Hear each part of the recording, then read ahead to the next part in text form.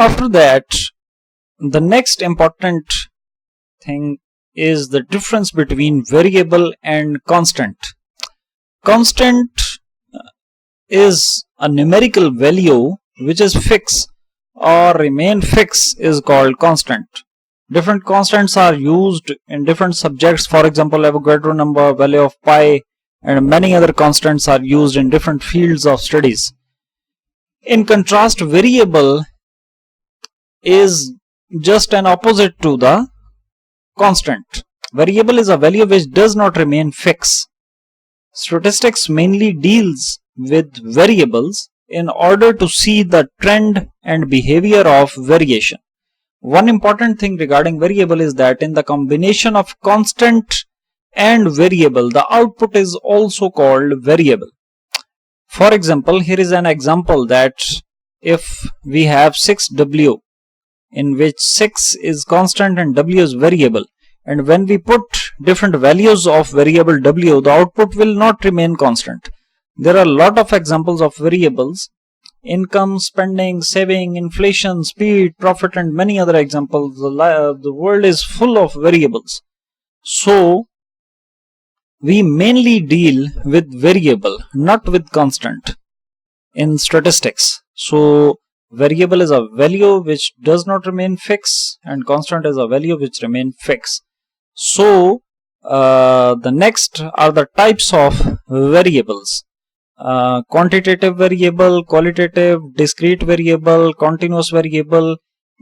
These are just terms used in the sense of data in the previous slides. So here the meaning is the same. We just replace the name variable instead of data. So quantitative variable is a type of variable in which data can be presented in terms of quantity or numerics or digits or numbers. Qualitative variable is a type of variable in which data can be presented in terms of quality or attribute. Discrete variable is a type of variable in which we present our data into countable terms, or a data which has some specific value within a given range is called discrete variable.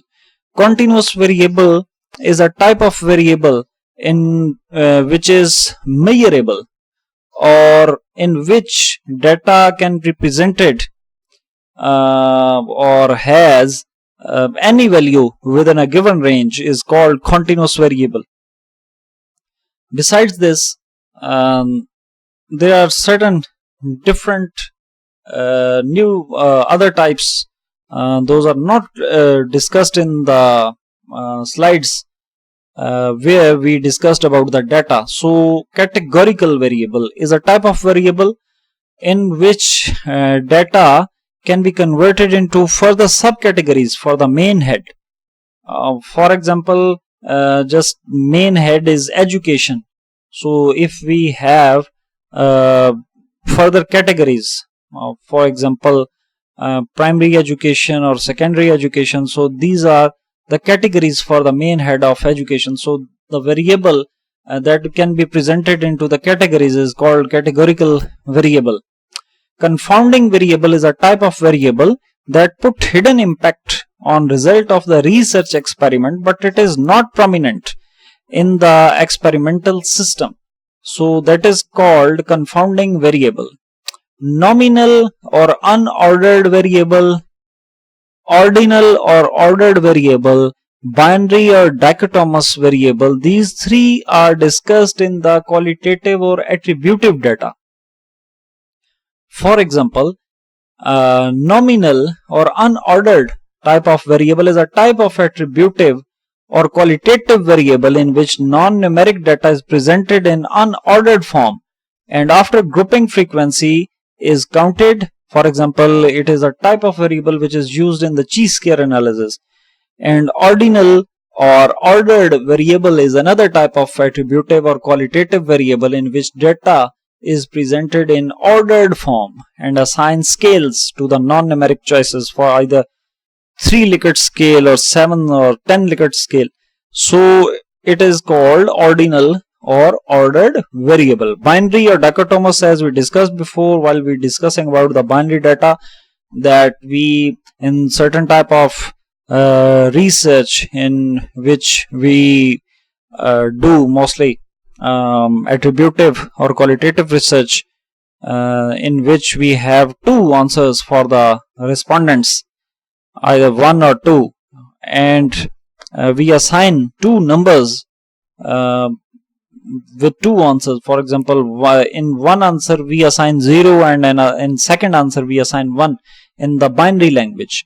So the variable of binary or dichotomous variable is one another type of qualitative or attributive variable in which data is classified into two categories and two choices are presented by binary numbers, 0 for one choice and 1 for other choice.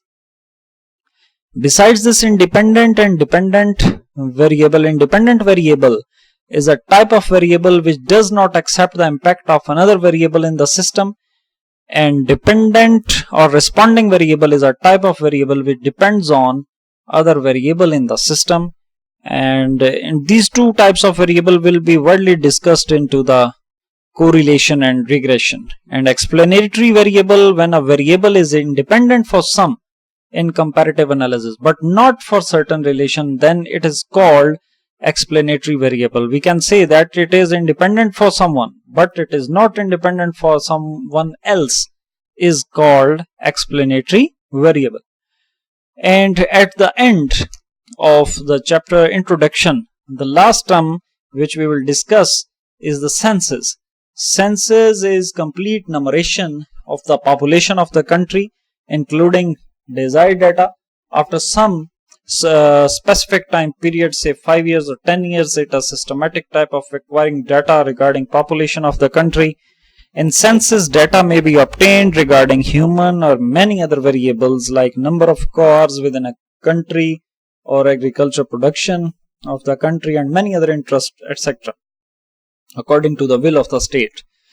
For example, if we gather the number from the whole country related to the number of cars produced in a year, that is automobile census, that will be called as automobile census. And when the state wants to get the agricultural production of the country for the 1 or 5 year or 10 year, that will be called as the agricultural census.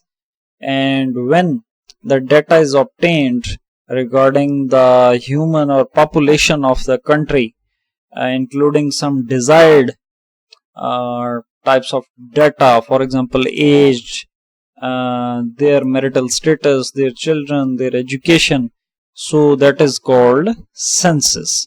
So after the first chapter, these are all terms those we discussed in this chapter are important for each and every scale of the class.